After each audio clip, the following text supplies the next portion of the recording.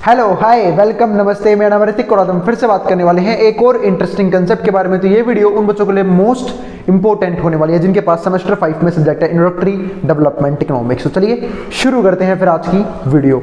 और इस complete series के नोट्स ऑलरेडी प्रिपेयर हो चुके हैं। जिन बच्चों को नोट्स परचेज करने हैं वो इस नंबर पर जाए 9667836336 यहाँ पे व्हाट्सएप करके नोट्स ले सकते हैं। और ये हमारा चल रहा है सीरीज का आखिरी लेसन, यानी कि यूनिट नंबर 4 का लेसन नंबर 9 इनइक्वालिटी। तो चलो डिस्कस करते हैं इनइक्वालिटी कुछ और टॉपिक्स के बारे में। इनइक्वालिटी के ऊपर मैं कुछ वीडियोस ऑलरेडी अपलोड कर चुका हूं। जिसने अब तक प्रीवियस वीडियोस ना देखी हो, आराम से जाके पहले वाली वीडियोस देखना और हमेशा किसी प्लेलिस्ट की वीडियोस को सीरीज वाइज ही देखा करो ताकि आपके हर एक कंसेप्ट सीरीज वाइज ही कंप्लीट होते चले जाएं। अब आते हैं आज के कंसेप्ट के ऊपर। तो कंसेप्ट हमारे पास क्या है? Measurement of inequality. हम इनइक्वालिटी को मेजर कैसे कर सकते हैं, दूसरा क्यों करना है मेजर इनइक्वालिटी को।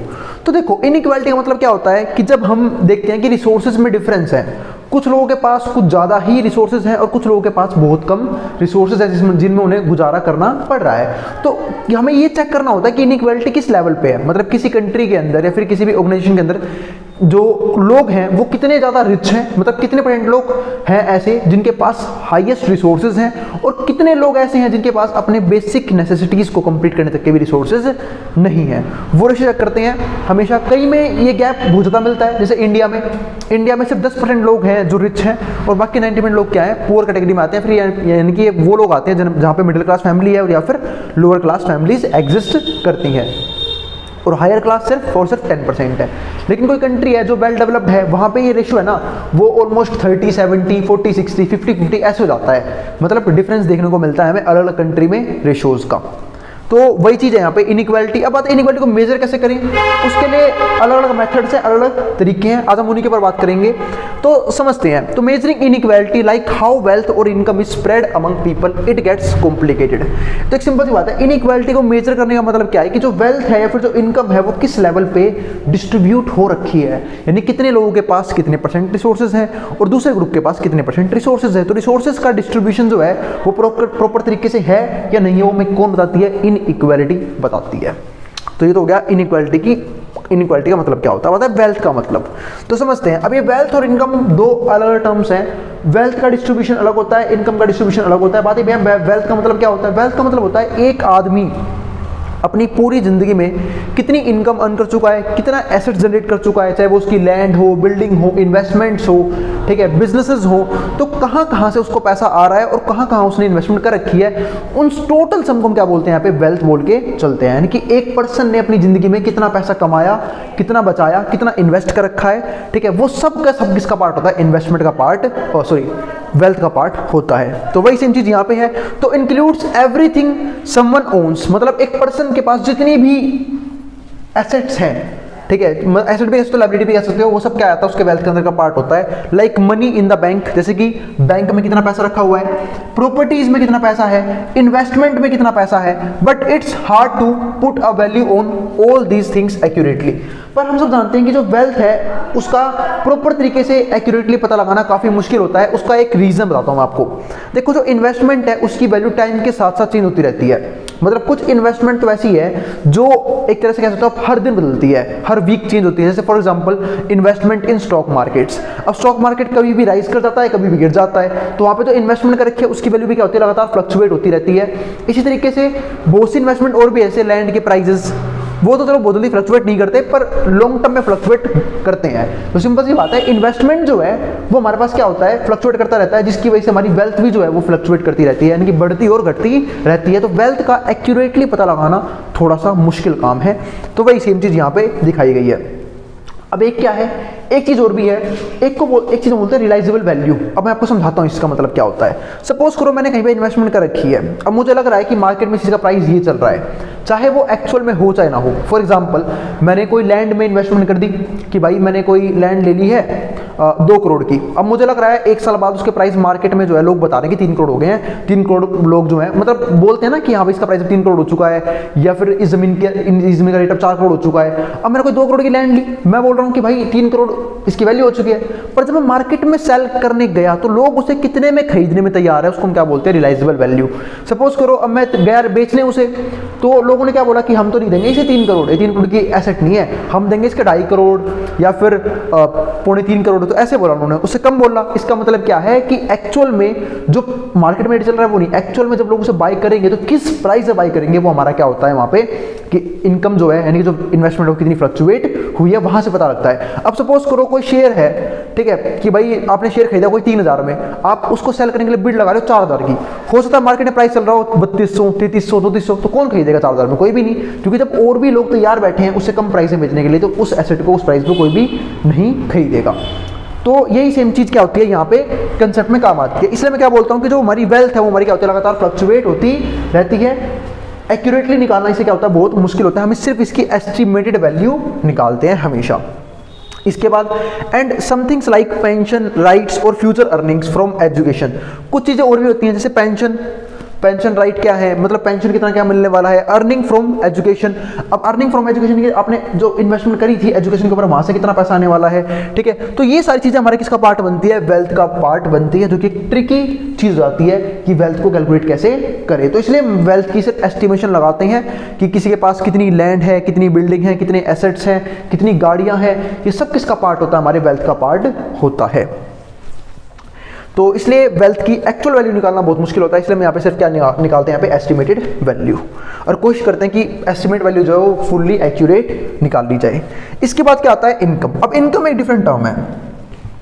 अब इनकम का मतलब क्या होता है कि भाई कोई भी पर्सन, चाहे वो सेल्फ एम्प्लॉयड हो, चाहे वो जॉब करता हो कहीं पे, चाहे उसके बिजनेसेस हों, तो उसकी अर्निंग कितनी आ रही है उसकी जॉब से, उसे हम क्या बोलते हैं, इनकम बोलते हैं। तो इनकम और वेल्थ अलग टर्म्स होती हैं। वेल्थ में हम सारी एसेट्स को काउंट करके चलते हैं, इनकम में सिर्फ ये निकालते हैं कि प्रॉपर एक टाइम पीरियड में आपने जहां पे काम किया वहां से आपको कितना पैसा मिल रहा है, उसको हम क्या बोलते हैं, इनकम बोलते हैं। तो includes what someone earns from their job, तो ये इंक्लूड क्या करता है कि कोई पर्सन जो है वो कितनी इनकम अर्न करता है अपनी जॉब से। And also things like investment और बेनिफिट, और ये चीज़ भी इंक्लूड करता है कि इन्वेस्टमेंट और बेनिफिट से उसे कितना पैसा मिल रहा है। ध्यान रखना, इन्वेस्टमेंट और बेनिफिट यहाँ पे इंक्लूड हुए हैं, क्योंकि इनकम में एक बात और होती है, जैसे मान लो कई बार जब हम कहीं पे इन्वेस्टमेंट करते हैं तो वहां से भी हमारा पैसे सोर्स ऑफ इनकम जनरेट होता है, तो उसको भी हम आपकी इनकम में ही कैलकुलेट करते हैं। जैसे सपोज करो किसी ने किसी घर में इन्वेस्ट कर दिया पैसा, उस घर को रेंट पे लगा दिया, अब रेंट से पैसा आ रहा है, तो रेंट भी क्या है, उसके इनकम का एक सोर्स है। सपोज करो किसी ने कुछ अच्छी कंपनी के स्टॉक्स या फिर शेयर्स खरीद रखे हैं, अब शेयर से क्या आता है, डिविडेंड। अब डिविडेंड का जो पैसा आ रहा है वो भी किसका सोर्स बन जाएगा, इनकम का सोर्स में ही काउंट किया जाएगा। तो इनकम में सिर्फ वो इनकम नहीं आती जो वो अर्न कर रहा है जॉब से, उसमें इन्वेस्टमेंट और अदर बेनिफिट्स की इनकम भी काउंट की जाती हैं। इसके बाद हमारे पास आता है इनइक्वालिटी का कंसेप्ट। इनइक्वालिटी कंजप्शन, अब देखो मेजर कैसे करेंगे इसे, तो consumption of certain goods life both measurable and comparable among different people. तो हम यहाँ पे ये चेक करते हैं कि कोई पर्सन जो है वो कितने गुड्स को एक्यूमुलेट कर पा रहा है, फिर कितने गुड्स को कंज्यूम कर पा रहा है सेटिस्फेक्शन पर्पस के लिए। अब जो ज्यादा गुड्स को कंज्यूम कर पा रहा है इसका मतलब क्या है, उसके पास ज्यादा परचेजिंग पावर है, ज्यादा पैसा खर्च कर रहा है, ज्यादा रिसोर्सेज है उसके पास, और जब ज्यादा रिसोर्स होंगे तो इसका मतलब क्या है कि वो कहीं ना कहीं पर्सन जो है वो रिच कैटेगरी में आएगा। और जब किसी के पास कम रिसोर्सेज होंगे, कम पैसा वो खर्च करने के लिए, तो कहाँ पे आएगा, पुअर कैटेगरी में आएगा। तो इनइक्वालिटी में ये चीज डिस्कस की गई कि जो कंजप्शन है सर्टेन गुड्स का वो हम करेंगे, दूसरी बात उसे मेजर करेंगे एज अ प्राइस की टर्म्स में, और कंपेयर करेंगे अमंग डिफरेंट पीपल कि डिफरेंट पीपल्स में जो है कंपैरिजन करेंगे कौन कितना कंज्यूम कर पा रहा है, क्योंकि इनइक्वालिटी में सीधा मानना किससे है, कंपैरिजन से। अब इसके बाद हमारे पास अगली टर्म क्या आती है, measures it accurately and it needs to make sense to compare it between different situations और पीपल। तो सबसे ज्यादा जरूरी क्या है कि जो भी आपने मेजरमेंट मेथड ढूंढे हैं इनइक्वालिटी को, वो कंपेरेबल होने बहुत जरूरी है, क्योंकि बिना कंपैरिजन का इनइक्वालिटी का पार्ट बनता ही नहीं है। सपोज करो पॉवर्टी का, तो चलो फिर एक कंसेप्ट है कि भाई पॉवर्टी में क्या होगा, हमने एक लाइन खींच दी पॉवर्टी लाइन, जो उसके ऊपर आएंगे अब पॉवर्टी लाइन, जो उसके नीचे आएंगे बिलो पॉवर्टी लाइन। लेकिन इस केस में ऐसा नहीं होता, हम बात करें यहाँ पे इनइक्वालिटी, और इनइक्वालिटी में क्या होता है, हम ये चेक करते हैं कि जो कुछ लोग रिच हैं वो किस लेवल पर रिच हैं, उन लोगों के पास कितने रिसोर्सेज हैं जिनके जरिए वो अलग अलग टाइप के गुड्स और सर्विसेज को एंजॉय कर पा रहे हैं। लेकिन जो पुअर है वो किस लेवल पे गरीब है, और वो कैसे पता लगेगा, कंपैरिजन करके ही। तो इनइक्वालिटी का पता हमेशा कंपैरिजन करने के बाद पता लगता है, और कंपेरेबल वैल्यूज होना क्या है, बहुत जरूरी है। इसके बाद क्या आता है हमारे पास यहाँ पे, स्केलर इनइक्वालिटी। अब स्केलर इनइक्वालिटी क्या है वो डिस्कस करते हैं, ठीक है। तो पहले इस स्केलर वर्ड का मतलब समझते हैं। शायद आप लोगों ने इस वर्ड को पहले भी सुना होगा। स्केलर जो है ना, एक तरह से आपने सुना होगा, तो फिजिक्स में सुना होगा। फिजिक्स में दो तरह की क्वांटिटी होती है, वेक्टर क्वांटिटी और स्केलर क्वांटिटी। अगर मैं स्केलर की बात करूं, स्केलर का मतलब होता है एक ऐसी वैल्यू जिसके पास क्या हो, सिर्फ और सिर्फ एक मैग्नीट्यूड हो, एक नंबर हो। मतलब अगर मैं इनइक्वालिटी को एक सिंगल वैल्यू दे पा रहा हूं तो हमारा क्या बन जाएगा, वो यहाँ पे स्केलर इनइक्वालिटी बन जाएगा। और वेक्टर वो चीज होती थी जिसके पास मैग्नीट्यूड भी हो और डायरेक्शन भी हो। अब बात है इसका यहाँ से क्या रोल है वो समझते हैं। देखो, अगर मैं बात करूँ इनइक्वालिटी की, तो इनइक्वालिटी जो है वो बहुत सारे टर्म्स पे डिपेंड करती है ना।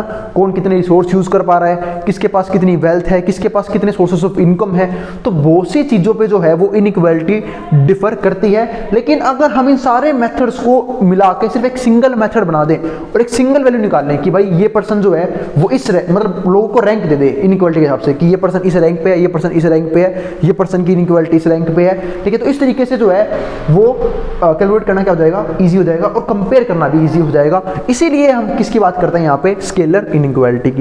यानी कि जब हम एक इनइक्वालिटी को एक सिंगल वैल्यू प्रोवाइड करते हैं उसको क्या बोलते हैं, स्केलर इनइक्वालिटी। तो scalar means all different aspects of inequality into a single number और पॉइंट ऑन स्केल। मतलब आप स्केल पे उसे एक पॉइंट दे दो या फिर एक सिंगल नंबर दे दो, उसी को हम क्या बोलते हैं, स्केलर इनइक्वालिटी बोलते हैं। अब यहाँ पे 3 पॉइंट है समझने के लिए कि भैया ये स्केलर इनइक्वालिटी कंसेप्ट लिया क्यों था हमने, उसके लिए भी 3 पॉइंट है। कौन कौन से पॉइंट है?